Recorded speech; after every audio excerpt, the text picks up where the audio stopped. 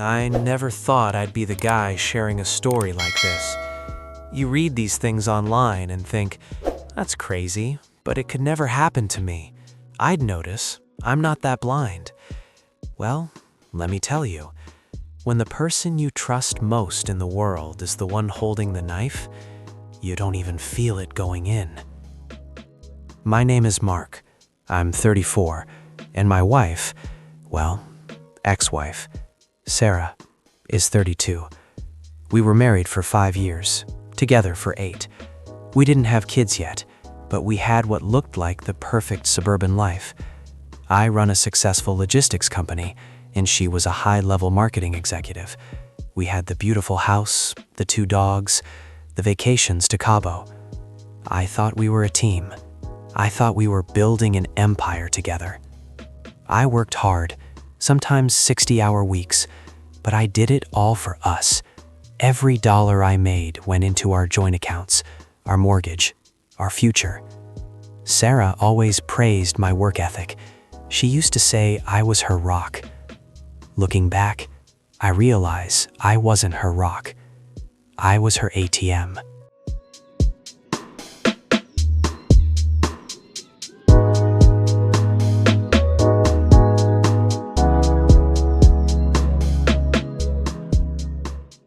The changes didn't happen overnight. It was a slow drip. Small things that in isolation meant nothing, but together painted a picture I was too naive to see. It started about 8 months ago. First, it was her phone. Sarah used to leave her phone anywhere, on the kitchen counter, the sofa, the bathroom sink. Suddenly, it was glued to her hand, and when she did put it down, it was always face down. Then came the passwords. She changed her passcode because, according to her company forced a security update. Then the wardrobe changes. Sarah had always dressed well, but suddenly she was buying expensive new lingerie, new perfumes, going to the gym at odd hours. She told me she was gunning for a promotion and needed to look sharp for new clients. And then there was the working late. Marketing is demanding, I get it, but suddenly 2 or 3 nights a week she was out until 10 p.m. When she came home, she would head straight for the shower before even giving me a kiss. She said it was to wash off the stress of the city. I wanted to believe her. I chose to believe her because the alternative was something my brain simply refused to process.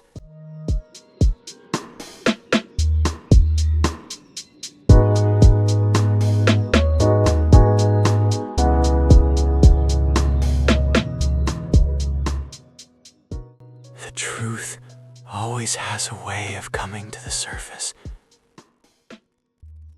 For me, the truth came out on a random Tuesday night. Sarah was supposedly in Chicago for a 3-day marketing conference. I was home alone, ordering a pizza and getting ready to watch Netflix. I grabbed my old iPad from the nightstand, a device we used to share but hadn't touched in months. I plugged it in, booted it up, and connected it to the Wi-Fi. Because we hadn't used it in so long, it suddenly started syncing everything from her iCloud account, which was still logged in. Ding, ding, ding. Notifications started flooding the screen. Dozens of iMessages. I stared at them, confused. The contact name was Greg, SEO agency.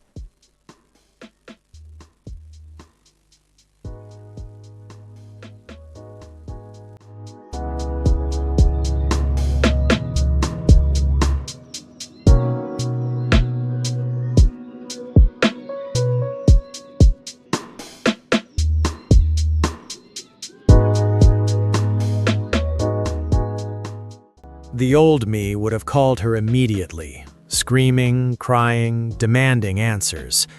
The old me would have packed her bags and thrown them on the lawn. But reading those texts didn't just break my heart, it flipped a switch in my brain. She called me the bank. She thought she was so smart. I decided she was going to learn exactly what happens when the bank forecloses. I didn't call her. I texted her back. "Miss you, babe. Hope the delay isn't too bad. Get some rest tonight. Love you." It made me physically sick to type those words, but I had a plan. I had a whole war to prepare for. Over the next 3 weeks, I played the role of the perfect, oblivious husband. It was the hardest acting job of my life. I smiled, I kissed her cheek, I asked about her day. But behind the scenes, I was a ghost. I hired a ruthless private investigator. Within a week, he had photos of them going into hotels, kissing in parking lots, and dinner receipts. But I didn't stop at infidelity. I started digging into our finances. I went through years of bank statements. That's when I found the Holy Grail.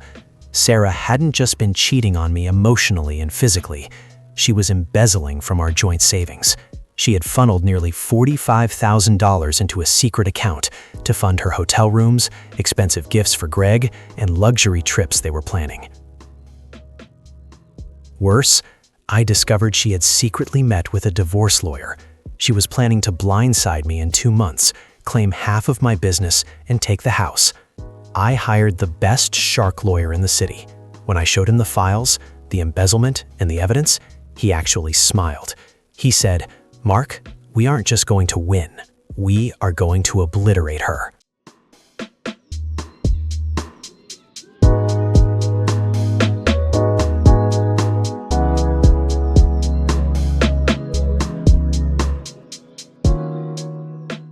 In my state, adultery matters in a divorce. It completely negates alimony. But the financial fraud, that was the kill shot. My lawyer drafted an ironclad postnuptial agreement under the guise of business restructuring. I told Sarah that my company was taking on a massive new investor, and for liability reasons, we needed to separate our personal assets immediately. If we didn't, we could lose the house. Because she thought I was a clueless idiot, and because she was already planning to divorce me and wanted the assets liquid, she didn't even have her own lawyer read it carefully. She sided right at the kitchen table, probably thinking she was outsmarting me. By signing that document, she legally gave up any claim to my company and acknowledged that the debt she accrued on her secret account was solely hers. Now, the legal trap was set. It was time for the social trap. Sarah's company was hosting a massive annual gala. It was a black tie event. Hundreds of people, including the CEO, the board of directors, clients, and of course, her boss, Greg. Greg's wife, a very prominent local socialite, was also going to be there. Sarah bought a $2,000 dress for the occasion. I bought a new tuxedo. I told her I couldn't wait to celebrate her success.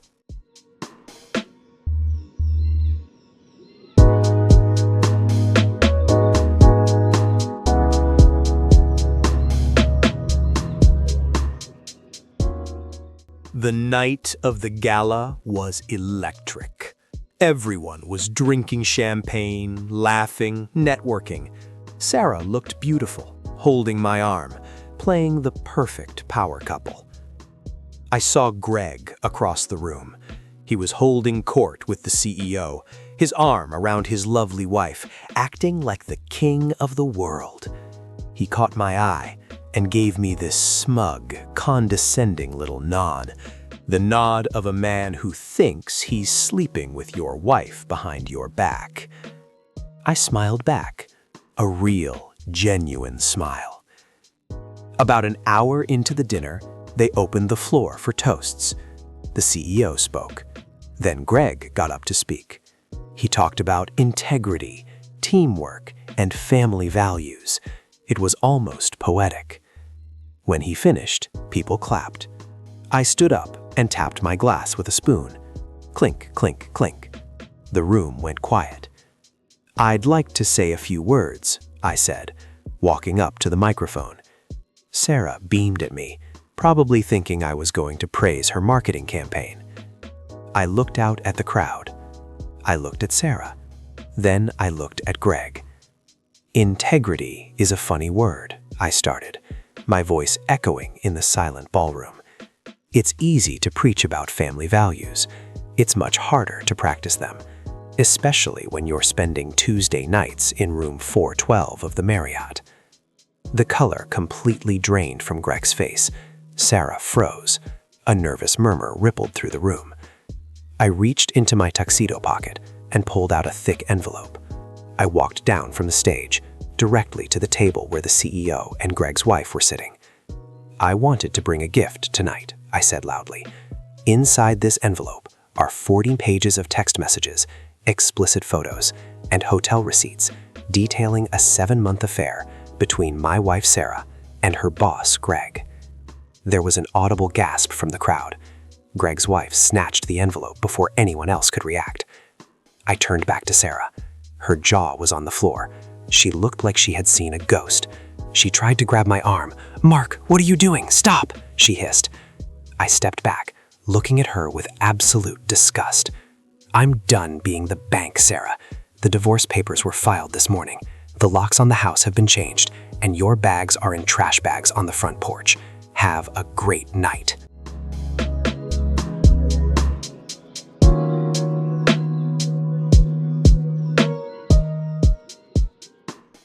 I walked out of that hotel without looking back. I went straight to a bar, ordered a neat whiskey, and turned my phone off. It was the best sleep I had in months. The fallout was nuclear. Greg's wife didn't just divorce him, she destroyed him. She came from old money, and her family's lawyers absolutely gutted his assets. Because Greg had used company expense accounts to pay for some of the dinners with my wife, the CEO fired him the very next morning for gross misconduct and embezzlement. Sarah was fired the same day for violating the company's fraternization and ethics policies. Because of the post-nuptial agreement she so eagerly signed, Sarah got exactly 0% of my company. She tried to fight it in court, crying to the judge that I tricked her, but the judge looked at the $45,000 she stole from our joint accounts and told her she was lucky I wasn't pressing criminal charges for fraud. She was ordered to repay me every cent. In the end, she walked away with no job, no husband, no house, and a massive pile of debt. Last I heard, Greg dumped her to try and save his relationship with his kids. Sarah had to move back into her childhood bedroom at her parents' house at 32 years old.